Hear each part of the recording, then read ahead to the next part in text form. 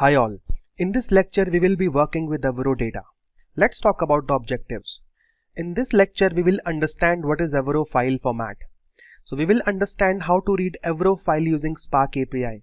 Then we will be writing data in HDFS using Avro file format, and we will also be applying data compression. Let's talk about Avro. What is Avro? Apache Avro is a language neutral data serialization system. Apache Avro has a schema-based system and schemas are defined in JSON. A language-independent schema is associated with its read and write operations. Avro creates binary structured format that is both compressible and splittable, and this is the reason why Avro is very efficient in terms of speed and storage. Now, let's understand how to load Avro packages in Spark Shell.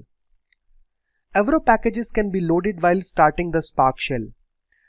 We can provide the relevant Avro packages using --packages command. In CCA 175 certification exam, Avro packages are already loaded in Spark Shell. In our practice data set, we have products data which is in Avro format, and this is the schema of the data. We have product ID, product category ID, we have product name, product description, product price, and product image. So let's go to the lab now. So guys, now I'll be starting Spark Shell and I'll be providing the Avro packages that needs to be loaded. As you can see here, I have used --packages and I have specified the Avro packages to load. So this will load all the required packages that we want to read and write Avro data using Spark. Our Spark Shell has been started. Now let's talk about the data that we want to read. So we have products data which is in Avro file format, products_Avro. Let's go to the Spark Shell and read it. So we will be saying, well, product data frame is equal to spark.read.format, and inside format we will be providing Avro. Dot load, and then we will be providing the file path here. So guys, we are able to read the Avro data. Let's do a show on product df. Product df dot show and just give me 5 records.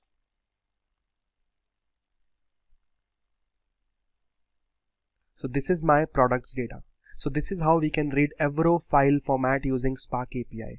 Let's apply some filter operation on top of this data. Okay, so what I'm going to do is I'm going to say, well, filtered data is equal to prod df dot filter. So let's say I'm only interested in the records, the products wherein product price is greater than 1000. Let's see. So I'll be saying prod df dot filter and give me only the records where product price is greater than 1000.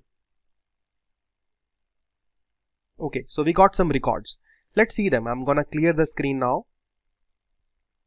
Filtered data dot show and just show me 5 records. So as you can see here, the product price column, all the prices are greater than 1000. Now I'm gonna save this data back to HDFS using Avro file format. But before that, I will be applying compression on top of it. So let's say we want to save this data using snappy compression. So for that, I'll be saying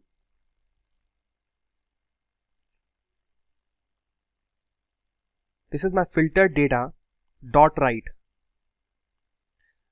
dot format. I want to write this data in Avro format, so I'll be specifying Avro here. Then I have to apply compression as well. For that, I'll say dot option. Inside option, I will be saying compression and save the data in snappy format. Then after that, dot save. And let's save the data at location user Spark dataset output products Avro Snappy. So data has been saved using Snappy compression and Avro file format. Let's go and validate. So we will be copying the path. Let's go and let's do hdfs dfs -ls and provide the path, hdfs path. So we can see that our data is in Avro format, but we will not be able to read the data using hdfs dfs -tail command. To read the data or to see the schema of the data, we need Avro tools jar. So what you can do is you can download Avro tools from Maven repository and then upload that jar to the bucket that we created in the previous lectures. Once you upload the jar to the bucket, the jar will automatically be available here. Because we have already mounted the bucket as a file system. So I have already copied the jar in util directory. So we will be going to util directory and we can see the jar here. So this is my avro-tools.jar. Now what I'll be doing is I'll be saying, first of all, let me just copy the path again, the path of the Avro file that we want to see. So this is my Avro file. Okay, I'll be saying Hadoop jar avro-tools.jar. Let's say I'm interested in the schema only. Okay, so I'll be saying get schema and get schema for this file which is in Avro file format and redirect it to, let's say, output.avsc Avro schema, and let's see. So we have just created a file output.avsc. Let's open the file. Let's do a cat here and let's see. So guys, this is the schema of our data. We have product ID column, we have product category ID, product name, product description, product price and product image. So we can see schema of our data. Now, how to see the meta information? How to see the meta information? How to validate that we have applied Snappy compression? For that, what we have to do is we have to say Hadoop jar avro-tools.jar and then here we have to say get meta, providing the file path.